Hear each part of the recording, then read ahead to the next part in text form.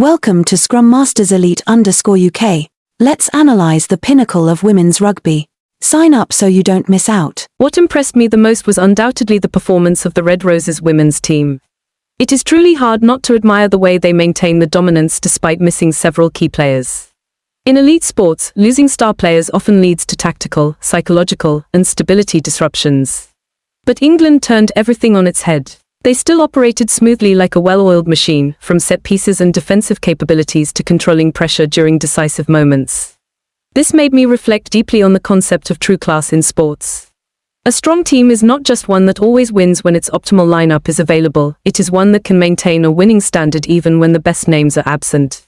That is real depth, and England demonstrated this in the most convincing way. I particularly liked how they handle pressure in big matches.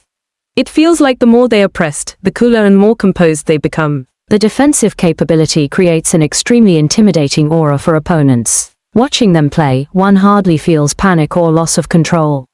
Everything is organized with remarkable discipline and calm. This is a sign of a mature collective, not merely a team with individually talented players. One of the brightest spots for me was Zoe Harrison.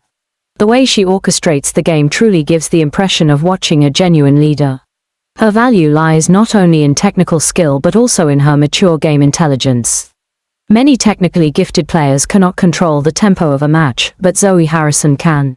She knows when to accelerate, when to slow down, and when to put opponents on the back foot.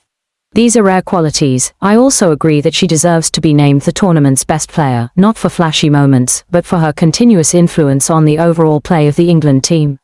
Players like her not only help the team win today but also shape the playing style for the next generation. I was also very impressed with Amy Cokayne. Some players may not dominate the media spotlight, but their value lies in consistency, resilience, and relentless dedication. Such individuals are always the quiet foundation of great teams. The France women's national rugby union team left me both disappointed and admiring. Disappointed because they were very close to upsetting England, yet lacked sharpness at crucial moments. Mistakes in critical attacking situations were genuinely frustrating, as just a little more precision could have entirely changed the outcome. However, I think it would be unfair to focus only on France's defeat.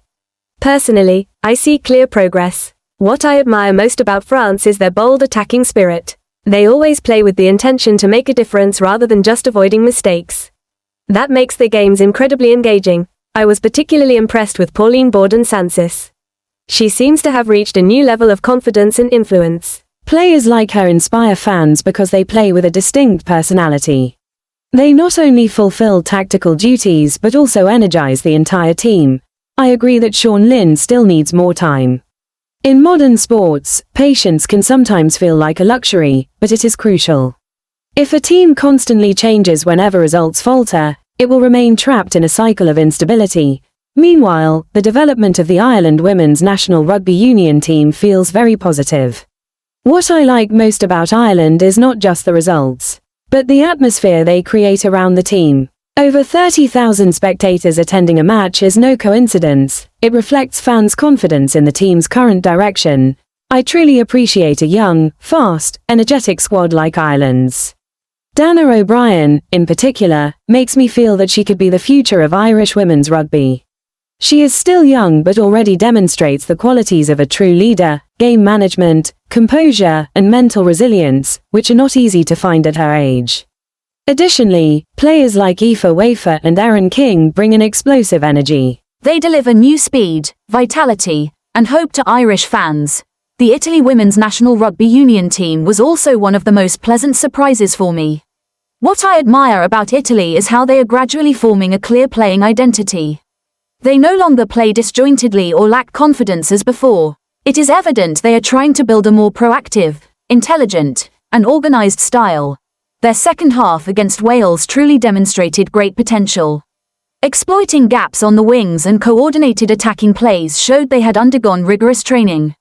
While they may not yet be at the level of England or France, the gap is gradually closing. As for the Scotland women's national rugby union team, I felt somewhat disappointed. This team has previously entertained fans with fast attacking plays and creativity in the backline. But this year, they lacked the confidence and sharpness they once had. It seems they have yet to find a stable direction under the new coaching staff. Even so, the The fact that Scottish fans still turn out in large numbers is very encouraging. I believe this is the most important foundation for the long-term development of women's rugby. A sport only truly grows when it forms an emotional connection with its fan community. For me personally, the biggest lesson from this tournament is that sustainable success comes from depth and long-term preparation. England is strong not merely because they have a few outstanding stars. They are strong because the entire system functions effectively. This is similar to life. An individual cannot always perform perfectly, but with a solid foundation, thorough preparation, and disciplined mindset, challenges can be overcome. I also learned that development takes time. Wales or Scotland may be facing difficulties, but change is never easy. Sometimes one must endure a challenging period to reach a better version in the future. For fans, the most important thing is support. Fans are not only there to celebrate victories. Their true value lies in standing behind the team during the most challenging transitions. The sight of tens of thousands of spectators cheering for Ireland or Scotland shows that women's rugby is progressing very positively. In my personal view, this year's Women's Six Nations deserves to be remembered as one of the most emotionally rich and technically valuable seasons in recent years. It not only delivered thrilling matches, but also showcased the tremendous potential of the global women's rugby scene. Thank you for being with us. Let's follow and learn from the spirit and depth of women's rugby.